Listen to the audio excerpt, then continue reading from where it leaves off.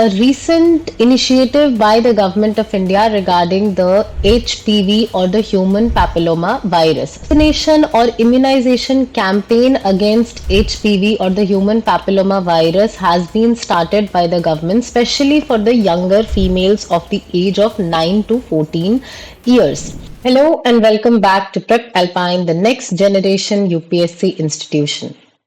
We are continuing with our high yield UPSC series where we discuss some of the most important topics from prelims and mains perspective which have the maximum probability of being asked in your UPSC exam. So today's topic is about a recent initiative by the government of India regarding the HPV or the human papilloma virus. So recently we have seen that a vaccination or immunization campaign against HPV or the human papilloma virus has been started by the government, especially for the younger females of the age of 9 to 14 years. So what is this cervical cancer? क्या होता है HPV? कैसे होता है? कौन at risk है? क्या symptoms हैं? ये सारी चीजें जो है हम इस वीडियो में समझेंगे. To download the PDF of this, you can visit our Telegram channel, the link to which is in the description below. So HPV जो है या cervical cancer, तो HPV and cervical cancer are linked. HPV is known as human papilloma virus और ये humans में होता है इसलिए इसको human papilloma virus कहते हैं. एंड सर्वाइकल कैंसर एक तरीके का कैंसर है जो इसकी वजह से होता है. It is not the only cancer but it is one of the cancers जो कि HPV के कारण देखने को मिलता है. तो करेंटली अगर देखें तो बहुत सारे तरीके के कैंसर्स जो है वो एग्जिस्ट करते हैं. सर्वाइकल कैंसर है, एनल कैंसर है, ब्रेस्ट कैंसर है and many other cancers that exist. But उनमें से अगर देखें सर्वाइकल कैंसर तो it is one of the most preventable cancers. हम जानते हैं कि once somebody is diagnosed with cancer तो फिर उनका रहना जो है, उनका बचना जो है वो बहुत मुश्किल हो जाता है. और कैंसर का आप सही तरीके से अभी तक इलाज भी जो है वो हम नहीं ढूंढ पाए हैं. There is no proper treatment और vaccine that goes into treating cancer. But this cervical cancer is one of the most preventable cancers कि अगर हमने टाइमली इसको जो मेजर्स लेने हैं वो मेजर्स हम ले लेते हैं तो फिर इस कैंसर को प्रिवेंट किया जा सकता है. और प्राइमरी इसका कॉज क्या है? तो ह्यूमन पैपिलोमा वायरस. अगर हम एक्सपोजर के पहले, वायरस के एक्सपोजर के पहले अगर हम वैक्सीनेशन करवा लेते हैं तो ये जो चेन है कॉजेशन का वो ब्रेक हो सकता है. विच मीन्स कि प्रिवेंशन अगर हम आज करते हैं तो कल जाकर के हम कैंसर को प्रिवेंट कर सकते हैं. अगर हम आज इन्फेक्शन को, क्योंकि स्टार्टिंग इसकी इन्फेक्शन से होती है, शुरुआत ही आपका कैंसरस नहीं होता है, बट स्टार्टिंग अगर देखा जाए तो ये इन्फेक्शन से होता है और फिर धीरे धीरे धीरे करके ये कैंसर में डेवलप कर जाता है. It remains in the body for about 5 to 10 years और उसके बाद फिर वो कैंसर में डेवलप होता है. और ये जो सर्वाइकल कैंसर है ये मेनली कहाँ होता है? तो जो फीमेल्स का जो रिप्रोडक्टिव ऑर्गन होता है वहां पर जो सर्विक्स होता है वहां पर हमको ये जो कैंसर है वो देखने को मिलता है. Hence named as cervical cancer. तो अगर हम इसके प्रेवलेंस की बात करें तो it is one of the most common sexually transmitted infections worldwide, जिसकी वजह से इससे एसोसिएटेड टैबू भी है. इसके बहुत सारे टाइप्स होते हैं. जो HPV है उसके more than 100 types of cancer हैं जिनको अभी तक आइडेंटिफाई किया जा चुका है. लेकिन इसमें से 100 में से 14 ऐसे टाइप्स हैं जो सबसे ज्यादा नुकसानदायक या हानिकारक होते हैं, जिसमें आ जाता है हमारा cervical cancer, anal cancer, penile cancer, vaginal and vulvar cancer and certain throat cancers.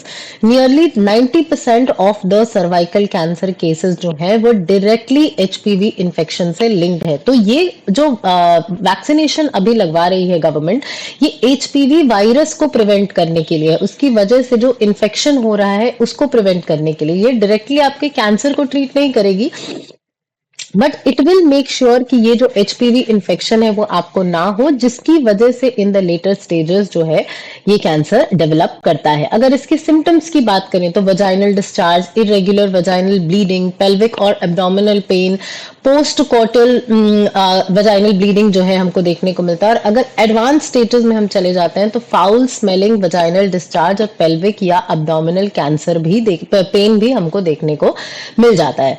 और ये जो एचपीवी वायरस का जो साइकिल है एचपीवी इन्फेक्शन से लेकर के सर्वाइकल कैंसर का, वो इनिशियली सबसे पहले वायरस को एक्सपोजर होता है। रिमेंबर कोविड जो था वो इनिशियली जब आप वायरस को स्ट्राइक करते थे तो ऐसा नहीं था कि स्टार्टिंग में ही आपको कोविड जो है वो एकदम फुल फॉर्म में आ जाता था। स्टार्टिंग में इनिशियल एक्सपोजर होता था। फिर ये जो वायरस है, वायरस की खास बात ये होती है कि ना तो ये लिविंग ऑर्गेनिज्म होता है ना ही ये नॉन लिविंग ऑर्गेनिज्म होता है। जैसे ही इसको कोई होस्ट सेल मिल जाता है वैसे ही ये लिविंग फॉर्म में कन्वर्ट हो जाता है। तो ये जो वायरस है ये काफी टाइम तक एक्टिव रहता है, लगभग 5 to 10 ईयर्स तक हमारे सेल्स में। उसके बाद इसकी वजह से सेलुलर एबनॉर्मलिटीज जो हैं वो डेवलप होने लगती हैं और फाइनली ये जो सेलुलर एबनॉर्मलिटीज हैं ये कैंसर में कन्वर्ट हो जाती है। तो ज्यादातर जो ये हमारे एचपीवी इन्फेक्शंस हैं या सर्वाइकल कैंसर इन्फेक्शंस हैं वो इसी एचपीवी की वजह से होते हैं। और खास बात ये है कि ये एचपीवी इन्फेक्शंस जनरली हमारा इम्यून सिस्टम इसको प्रिवेंट कर देता है। मतलब हमारा जो इम्यून सिस्टम है उसके पास इतनी इम्यूनिटी है कि ये जो फॉरेन एलिमेंट है इसको हम प्रिवेंट कर सकें। लेकिन अक्सर जब ये वायरस बहुत ज्यादा हाई रिस्क वाला हो जाता है, जब टाइम एंड अगेन यहाँ पर जो कॉन्टैक्ट है वो होते रहता है, तब हमारा इम्यून सिस्टम जो है वो इसको डिटेक्ट करने में, इसको रिपेल करने में कामयाब नहीं हो पाता है। तो अब बात करते हैं कि ये जो वैक्सीन जो गवर्नमेंट लगवा रही है इसका क्या रोल है। So this vaccine is preventive not curative, which is very important. You can be asked in your UPSC prelims exam कि ये जो एचपीवी का वैक्सीन है ये कैंसर को क्योर कर देता है। ऐसा कुछ भी नहीं है, ये कैंसर को क्योर नहीं करता है, ये प्रिवेंट करता है। वो भी कैंसर को प्रिवेंट नहीं करता है, ये इन्फेक्शन को प्रिवेंट करता है विच लेटर डेवलप्स इनटू कैंसर। तो ये जो वायरस है उसको रिकॉग्नाइज करता है और उससे लड़ने का काम जो है वो करता है। तो ये जो हमारा इम्यून सिस्टम है इसके स्टिमुलेट करता है ताकि ये एचपीवी वायरस से लड़ सके। आइडियल एज की अगर बात की जाए तो 9 to 14 ईयर्स, यानी जो यंग गर्ल्स हैं उनको ये वैक्सीन सबसे ज्यादा, अगर उनको लगाया जाए तो ये वैक्सीन जो है वो सबसे ज्यादा असर करेगा before the onset of sexual activity. और जनरली ऐसा माना जाता है कि after 20-25 people are sexually active, इसीलिए यहाँ पर ये जो 9 to 14 ईयर्स का टाइम गैप है वो रखा गया है। तो इसीलिए गवर्नमेंट जो है वो 9 to 14 ईयर्स में इसको फ्री अभी वैक्सीनेशन ड्राइव कैंपेन जो है वो स्टार्ट किया है गवर्नमेंट ने। बट डज दैट मीन कि ये बाकी लोगों पर असर नहीं करेगा? ऐसा कुछ भी नहीं है। इवन अगर आप 14 ईयर्स से ज्यादा के हो जाते हैं तब भी आप इस वैक्सीन को लगवा सकते हैं, ताकि इन फ्यूचर ऐसा जो भी कुछ इन्फेक्शन हो या ऑलरेडी अगर ऐसा कुछ इन्फेक्शन परसिस्ट कर रहा हो तो आपका इम्यून सिस्टम जो है वो उससे लड़ने के लिए केपेबल हो। डोजेस आपको ज्यादा लगवाने पड़ सकते हैं but that is the case. अगर इंडिया की बात की जाए तो लगभग हर साल हमारे यहाँ 1.25 लाख केसेस होते हैं, जिसमें से 75,000 डेथ्स हमको एनुअली देखने को मिलते हैं। और ग्लोबल बर्डन का 1/5 हिस्सा जो है वो इंडिया में आता है, विच इज बिकॉज कि हमारा पॉपुलेशन भी सबसे ज्यादा है। तो इट इज क्वाइट अंडरस्टूड कि इंडिया में इसका ग्लोबल बर्डन भी ज्यादा होगा। और हाई मोर्टेलिटी का रीजन क्या है कि सबसे पहले तो लोगों को पता नहीं चल पाता है। पीपल फील कि ये मतलब ऐसे ही कोई नॉर्मल सा इन्फेक्शन है, धीरे धीरे करके ठीक हो जाएगा। इसके बारे में लोगों को अवेयरनेस नहीं है, खास करके अगर हम रिमोट एरियाज, रूरल एरियाज की बात करें तो वहां पर इससे रिलेटेड अवेयरनेस नहीं है, स्क्रीनिंग कवरेज नहीं है, लोगों को आइडिया नहीं है, प्रिवेंटिव स्क्रीनिंग जो है वो नहीं करवा पाते हैं, और सोशल स्टिग्मा है reproductive health and sexual diseases के अराउंड। तो इसीलिए और ज्यादा ये वैक्सीनेशन जो है वो क्रूशियल हो जाता है, क्योंकि पोस्ट इन्फेक्शन लोग जो है ट्रीटमेंट कराने से हिचकिचाते हैं।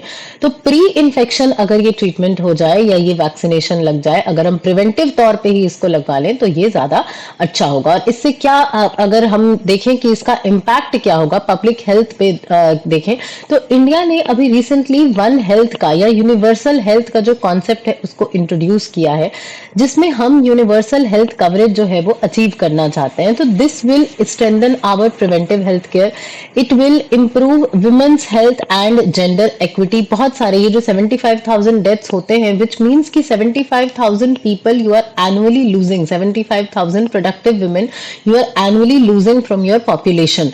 तो ये जेंडर इक्विटी और वुमेन के हेल्थ को बूस्ट करेगा। ह्यूमन कैपिटल डेवलपमेंट, क्योंकि एक बार अगर आपको कैंसर हो जाए तो फिर आप इतनी आसानी से उससे रिकवर नहीं कर पाते। और economic productivity, social social productivity जो है वो कम हो जाती है। And healthy adolescence contribute more to the societal and economic development. और लास्टली ये हर्ड इम्यूनिटी जो है वो डेवलप करेगा कि हाई वैक्सीनेशन कवरेज अगर हम करवाते हैं तो ये वायरस के ट्रांसमिशन के चांसेस जो है उसको कम कर देता है। और इवन जो अनवैक्सीनेटेड इंडिविजुअल्स हैं उनको भी प्रिवेंट करता है, उनको भी प्रोटेक्ट करता है, क्योंकि बहुत कम लोग ऐसे बचेंगे फिर जो अनवैक्सीनेटेड होंगे, तो उनका भी इन्फेक्शन फैलने का खतरा जो है वो कम हो जाता है। तो ओवरऑल हम देखें तो इसमें हमारी कम्युनिटी जो है वो बेनिफिट होती है।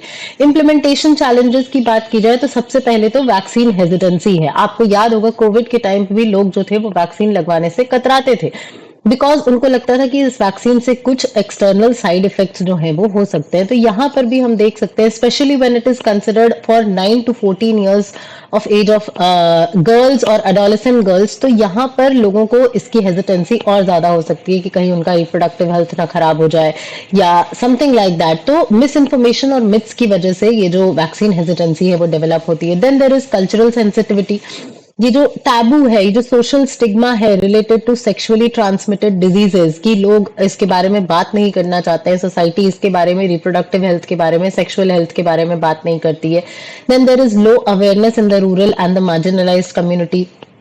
कोल्ड चेन लॉजिस्टिक्स है कि वैक्सीन को स्टोर करने के लिए आपको प्रॉपर इंफ्रास्ट्रक्चर स्टोरेज की जरूरत पड़ती है, उसको जो है वो बहुत लो टेम्परेचर में उसको स्टोर करना पड़ता है, और एल्स वो जो वैक्सीन है उसकी इफेक्टिवनेस जो है वो क्वेश्चनेबल हो जाती है। And last is access barriers. यहाँ पर स्कूल्स में ये इनिशिएटिव जो है वो लिया जा रहा है रिलेटेड टू वैक्सीनेशन। तो यहाँ पर वैसी लड़कियां जो स्कूल अभी तक नहीं जा रही हैं या स्कूल से ड्रॉप आउट कर चुकी हैं, उनके लिए ये बहुत बड़ा चैलेंज है। तो वे फॉरवर्ड क्या हो जाएगा हमारा कि इस एचपीवी के वैक्सीनेशन को, हमारा जो यूनिवर्सल इम्यूनाइजेशन प्रोग्राम है that provides vaccination to some of the preventable diseases, जैसे एड्स वगैरह हो गया, हेपेटाइटिस हो गया, उसका वैक्सीन जब लगाया जाता है तो एचपीवी का भी वैक्सीन लगा दिया जाए। School based awareness programmes, vaccination delivery programmes जो है हमको चलाना होगा, अवेयरनेस कैंपेन्स चलाने होंगे। इंडिजिनस वैक्सीन हमको डिस्कवर करना होगा, जैसे सर्वावैक जो है, ताकि उसको डेवलप करके ज्यादा अच्छे इफेक्टिव तरीके से उसको हम इम्प्लीमेंट कर सके। एंड लास्टली हमको हमारा कवरेज जो है वो 7 to 14 का बैंड गैप से बढ़ा करके और ज्यादा करना होगा। एंड इवन जो मेल्स हैं, जो यंग बॉयज हैं, उनको भी इसमें शामिल करना होगा। तो 100 बात की एक बात ये है कि ये जो डिजीज है, ये जो इन्फेक्शन है, इसको प्रिवेंट किया जा सकता है बशर्ते जो स्टेप्स हैं, जो हमारे नीड है, उसको हम पूरा करते हैं। तो so that's it for this video. If you want more such content, please subscribe to the channel and keep watching Prep Alpine. Thank you.